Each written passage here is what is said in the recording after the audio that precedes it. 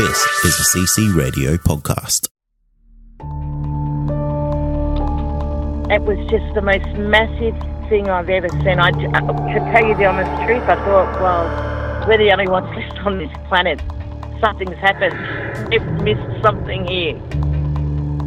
The fear that went in me when I seen it was just like the feeling. I'd say it was fear, but I've never felt that feeling before in my entire life. It's a weird feeling, like you can't explain it when you don't know. You feel like you're being followed, but you don't know what it is. We had two to our right, another one in front of us, another one to the left, and another one just across the road, shaking the daylight out of the tree. All we get was a big red eye. I remember waking up and looking at the end of the bed, and there was a figure there, almost insect-like, and then I blacked out. Welcome to the show, everyone. You are listening to Believe, Paranormal and UFO Radio. My name is Cade Moyer, and thanks for tuning in. If you've had an encounter, get in touch with me. My email address is believe@ccradio.com.au, or you can message me on Facebook at facebook.com/Believe UFO Radio. If you enjoy this episode, there are a few things you can do to help the show. Firstly, you can go to iTunes and leave us a 5-star rating and review, or you can share the show around social media with your friends and family, and that will help us grow. Tonight, I'm joined by Nadine, and Nadine is another member of the paranormal investigation group Haunted Down Under. Nadine, thanks for joining me. Thank you for having me, Cade. No, it's very exciting to have you girls on because you guys you do something that's so unique. And I always say this, whenever you girls are on, I always say we never get a lot of ghost stories, but ever since you have started to come on the podcast, I've been getting so many people reaching out. So it's been absolutely fantastic. Oh, it's good to hear. Yeah, absolutely. And it just shows that when people hear these stories, they're a little bit more willing to share them. So it's kind of a blessing having you guys on. And it's been fantastic for, I guess, the Australian paranormal community as a whole, because we're getting more stories out there, more encounters, and this all helps people. That's right. And I mean, I think everyone's had some sort of experience that they can't explain, whether you say it's paranormal or not. I think you can go down that path. Yeah, exactly. And just on that, Nadine, how did you get started in the paranormal field? Well, I was always interested in the paranormal as a young child. I grew up watching all the TV shows, but it wasn't until my early 20s when I met Caitlin, and she mentioned just in passing that she does ghost hunting with an actual group.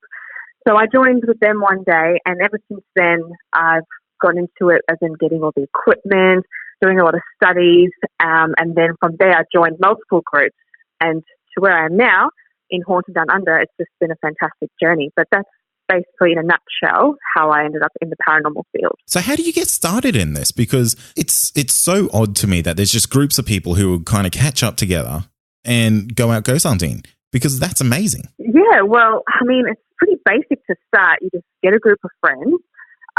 You do some research as to some local haunted places on the internet and go out there. If you have some basic equipment to get you started, it's always a good way to go.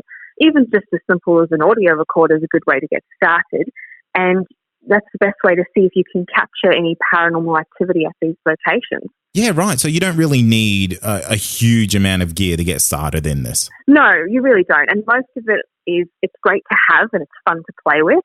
But realistically, you only need the basics, a flashlight and a recorder, maybe a video camera just to see if anyone was talking at the time or to debunk things, but you really don't need much to get started. Yeah, right. And was there anything that kind of got you hooked on it? Because you said you were kind of always fascinated with this when you were younger, but was there a certain turning point where you're like, yep, I'm going to go hunt ghosts? I don't know what my turning point was, because I've always been fascinated with death.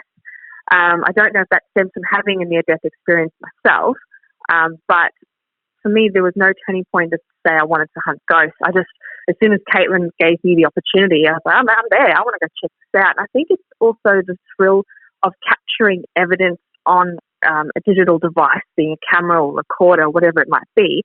There's something about that is very addictive, that you just want to keep trying to find out what's out there to get answers to your own questions. Yeah, absolutely. I mean, that's half the thrill of it, isn't it? Is walking away with something that is basically tangible evidence that something paranormal is happening there. That's right. It's basically something that can validate any experience that you've had on an investigation. It's really rewarding to have that concrete proof for yourself, whether you can prove it to someone else or not. When you go out on an investigation, you experience something and you have something to back it up. It's fantastic. Yeah, most definitely. And have you had any experiences that have really stood out for you over the years? I've had plenty. I mean, the different types of experiences for me is experiences that you can't really justify with evidence, and then you have experiences where you can actually prove to say, hey, this is what's happened, and then here's the proof of it. I mean, there's been times where Hayley, who's our psychic, she'll respond to someone, and we don't hear anything, but when we play it back on our devices, we can hear the response. So she's actually heard it in real time. That's incredible to actually see that in person. But from a personal perspective, I can tell you one story that I can't explain. It's just the creepiest thing I've ever experienced. It was an investigation we did with an old group of mine in Mount Coot-tha, I believe it was. And we're walking down this track, and for some reason, I've got my flashlight in front of me, and what it looked like was this giant black dog, but I couldn't see it as an animal. It was just what it looked like, and the way it moved, and it came running towards me in a split second. As soon as it came near me, it just disappeared. And I jumped and gasped. I was like, what was that? But what validated that for me is the same thing happened to another team member a minute or so later. And then a few years later, the same thing happened to Caitlin and Hayley. So that was probably one of my most memorable experiences. Yeah, because I think it was Hayley I spoke to about this, and we were talking about it, and I don't know how knowledgeable you are about, I guess, paranormal crypts that aren't, say, hauntings or anything like that, but have you ever heard of a creature called the Dogman?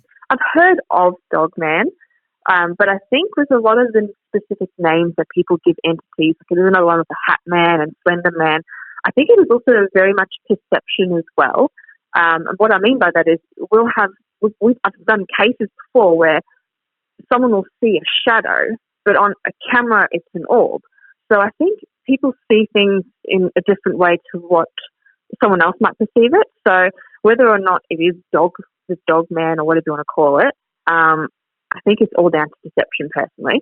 But I have heard of the name before. Yeah, and I agree with you on that, because one of the things that I've learned since talking to you girls is that everyone kind of has their own set of, I guess, abilities, or I guess a skill set that they bring to the team, and some of them have a little bit more of a fine-tuned sense in that they can kind of pick up on the vibes of, I guess, what the spirits or whatever or the entities, whatever you might call them, are doing.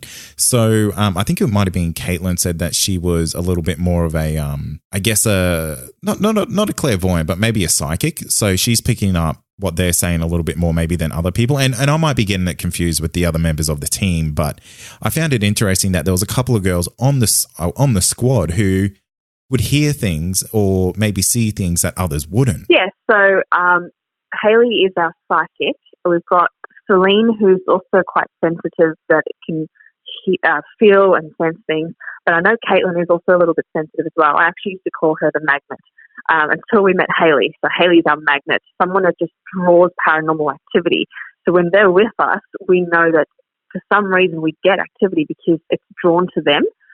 Some people just have this magnetism about them, which I don't know if it's particularly related to psychics or people that have that sensitivity, but it's amazing to see how some people like myself who don't have anything like that, and you've got other people that can experience it. I'm kind of jealous, actually. I wish I had that ability. Do you think it has something to do with a person's aura or something like that? Something about their energy that just brings in that. I think it is to do with their energy. I think it's a way of communication with their energy to the other side that makes it so easy for that energy to flow. So I think it could be auras. You could be right with that. Yeah, because we recently had Caitlin on the show, and she said that she's actually felt physically drained from, I guess, letting these spirits or entities take energy from her, and she's almost collapsed. Like she had to sit down and just take a minute to recover. Yes, there's a name for that actually. It's called a paranormal hangover. Oh, really? So when yeah, so when you go out on investigations and you go on an investigation where it's particularly, I don't know what the word is, but insane or crazy, where there's just a lot happening, a lot of activity, we find that the next day, it's even sometimes on the night, but generally it's the next day, you feel like you've just been out drinking. You just feel, I just feel so tired. I just want to go to sleep. It's just, you feel drained. So yes, it could be something feeding on your energy or just the energy that you're putting into it. But there is such a word as the paranormal hangover. Wow, there you go. You learn something new every day. And I presume that a couple of Powerades doesn't fix this issue. No.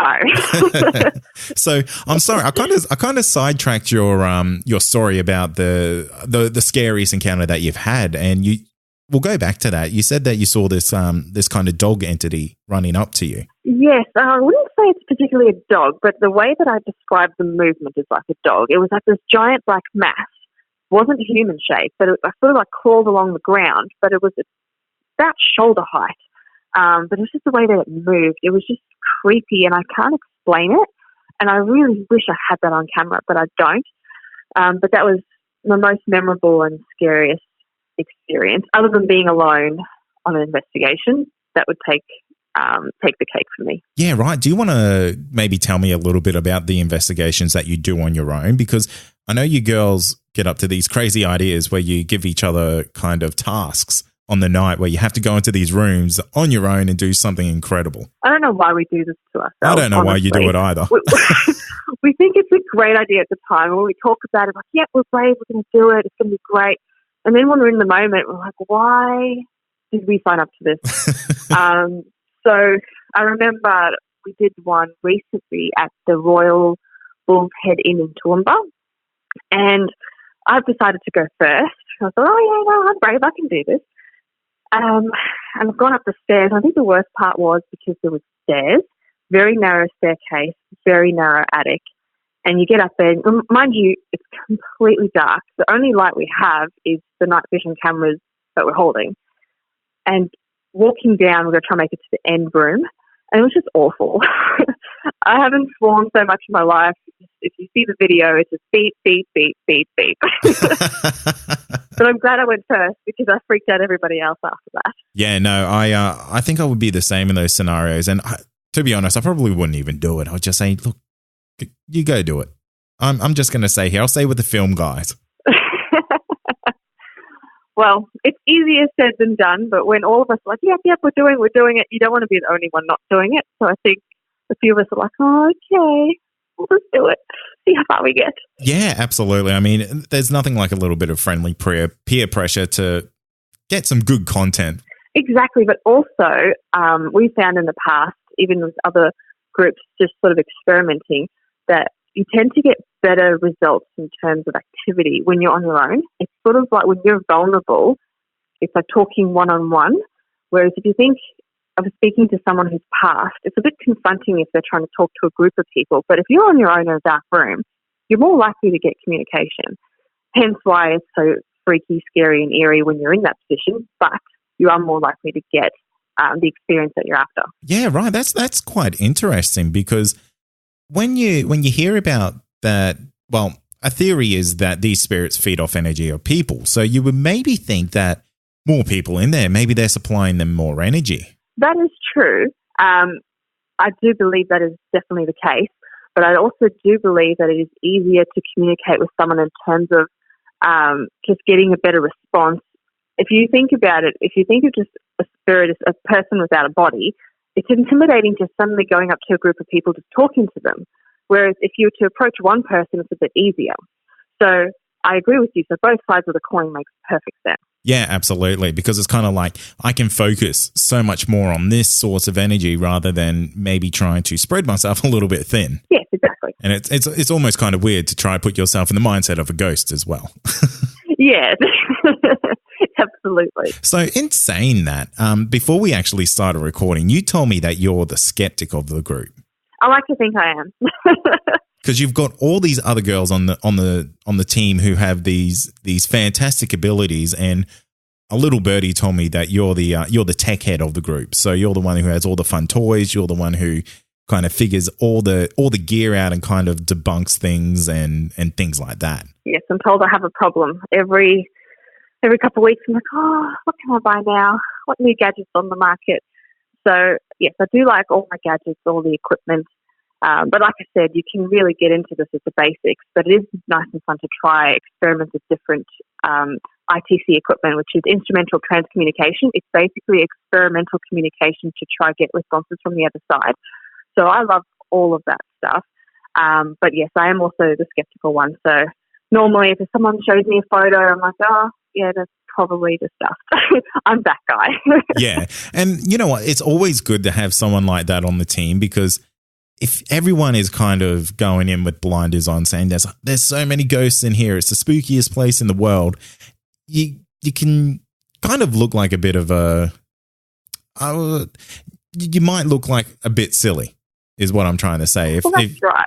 Well, that's right. And at the end of the day, you'd be surprised how many paranormal type of occurrences can be explained rationally. Oh, absolutely. I mean, especially in old places that that I'm presuming that you guys go in and do your live broadcast from, that, you know, they could be hundreds of years old or 50 years old, and they've just been left to kind of waste away, and things creak, doors open, there's pressure in houses that opens doors and things like that. That's right. The vacuum effect is quite common. It happens all the time. We used to be part of a group that did private investigations, so we'd be called out to help people. And even though I think some people want there to be a ghost in their house, but you see the relief on their faces when you say, actually, it's completely explainable. And they're like, oh, whew, my house isn't haunted. But you'd be surprised how easy it is to debunk the common claims like noises and creaks and that sort of thing. Yeah, absolutely. I mean, since I started this podcast, my wife has sworn that she's started to hear things around the house. And she goes, you need to stop doing that podcast because you're bringing in spooky things into the house. And I just kind of laugh, because we had all these noises before I started doing this podcast. So I'm going to She's probably just thinking about it all the time now. So she's thinking, oh, what's that sound? Because you pay more attention to it when you fear that there's something there. Yeah, exactly. So I'm going to play her back this episode and I'll say, look, this is a ghost hunting professional, and they said it's just the noises of the house. Yes, it most likely is.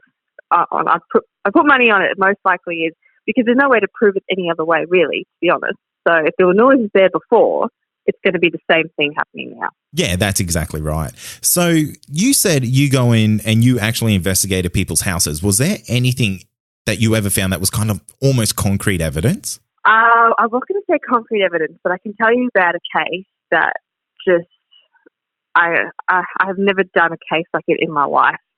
I just remember walking into this house, and it was a small group of us that night, and I was setting up, and suddenly we just hear this violent scratching, almost like a dog scratching on wooden floors downstairs.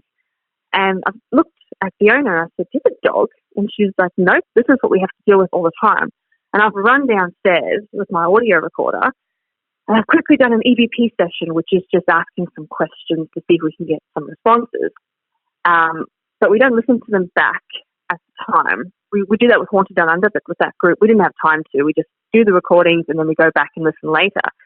And we actually had on the recording a voice telling me I'm a coward and it'll get me and all sorts of things like that. And I just remember feeling so violently ill in that house that every time I walked out the house, I was okay. And when I came back into the house, I was just really not feeling it. It's probably one of the only times I could say that I actually felt physically ill from an investigation. But that was an interesting case that we did. Yeah, right. So do you think that's an effect from the spirit, or do you think that's more so on the on your side of things, of you trying to cope with what was actually happening in that house after you realized something was actually in there? I'm going to say it was most likely something at the house affecting me, because I'll be honest, I've done many, many cases and nothing has ever transpired like that in the past or even now to date. That was hands down one of the places that just affected me personally. And I don't know why. And have you ever felt in danger while on an investigation? Have you ever been, say, physically bumped or attacked or anything like that? Because I know a couple of the other girls have been. To be honest, the only thing I fear on investigations is actually other people, especially if we're in a public place in the middle of the night. But in terms of paranormal, no, I've never felt... We've had threats, We've definitely had threats and whatnot, but I've never gone home thinking, oh my gosh, I'm going to take that seriously. I've never lost sleep over it, but I'm more concerned about people, living people. Is that a piece of advice that you would have for people who are looking to get into the paranormal? Because there's so much, I guess, negativity around it, in the sense that if you go looking for ghosts, you're going to invite some really negative things into your life. But is that the experience that you've had? I think it all depends on your mindset. If you think, I believe what you put out is what you get coming back in terms of energy. If you believe you're going to go out and you're going to go ghost hunting and you're going to bring something back, your paranoia is going to play on you, and you're going to hear every sound, everything, and you're going to think something's come back. Whether it has or not, it's going to play in your mind. If you go in with the mindset as a skeptic, there's nothing here until you get solid proof, etc., etc., you've got more chance of coming home at the end of the night and being, okay, that's great, I can go do that again. I'm not paranoid, I don't feel like anything's followed me. I know some people are more attached to that sort of thing where they will more likely be a target for attachment, but I do believe that's all based down to your energy and how you perceive the whole experience. So if you go in with a certain mindset, I believe you'll come out with that mindset, if that makes sense. No, it absolutely does. And that's one of the things that I'm a big believer of, having a positive mindset about basically anything that you approach. And I'm a big believer of positive energy, positive mindset. And if you have a negative mindset, that's only going to bring negative energy. I agree. 100% agree. So I believe if you believe that you're going to have an attachment by going out on a ghost hunt, you're going to create that reality when you come home. And has there ever been an investigation where you wish you just didn't do it? It was just maybe just a next level kind of spooky for you? No, honestly, I think what happens is you keep chasing the more extreme. So you get so used to, you become desensitized to the same type of investigation that you keep chasing the more crazy ones. I don't think you ever, I don't know how to answer that, but I don't think there's been anything that I've like, no, I don't want to do that ever again. I've always said, I want to go back to that place. It's kind of like a bit of a drive to go, we're going to find something here, isn't it? It's a thrill. That's how I would describe it. It's an absolute thrill when you capture something, especially for me on like a technical device, that you're like, oh, that's amazing. It's an absolute thrill trying to capture that again and again and again at different places. And is that what you take as a win away from an investigation? Because this is actually a question that I haven't asked the other girls, because to be honest, I haven't really thought of it. So what's a win for you when you walk away from an investigation? Is it capturing something on tape? Is it kind of solidifying in your mind, yep, that's absolutely real and I believe it. I don't care if no one else does, but I saw it or I engaged with something. I know that's real. Well, what I can tell you is a paranormal investigator's dream and the absolute holy grail of investigating is capturing something visually on a camera. For me, it'll be video first, then photos, then audio. But the holy grail is capturing something visually.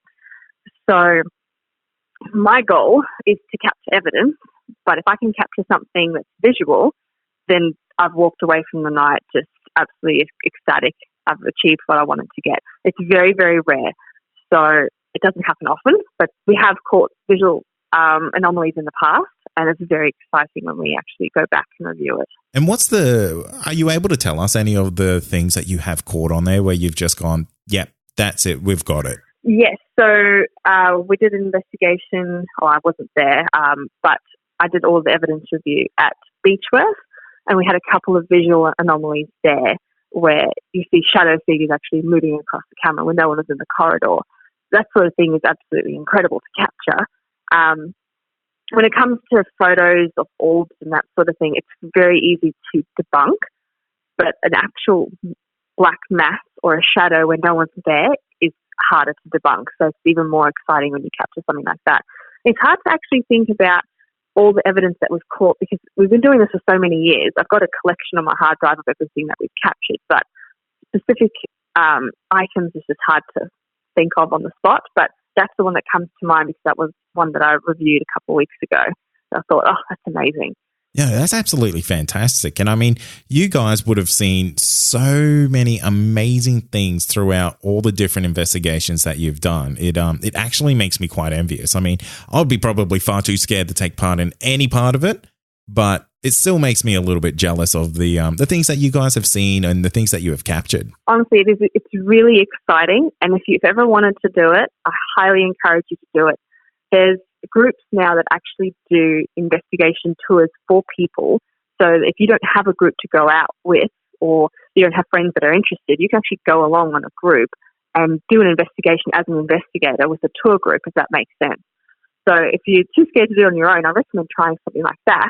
But it is definitely worth it. The thrill of it is amazing. Yeah, no, I can absolutely. So I think you should do it. Yeah. Well, look, maybe next time I'm down in Brisbane, I should hit you guys up and maybe come out for a. Oh God, do I even want to commit to this? To maybe an investigation? I think you've already committed to it. Yeah, I think so.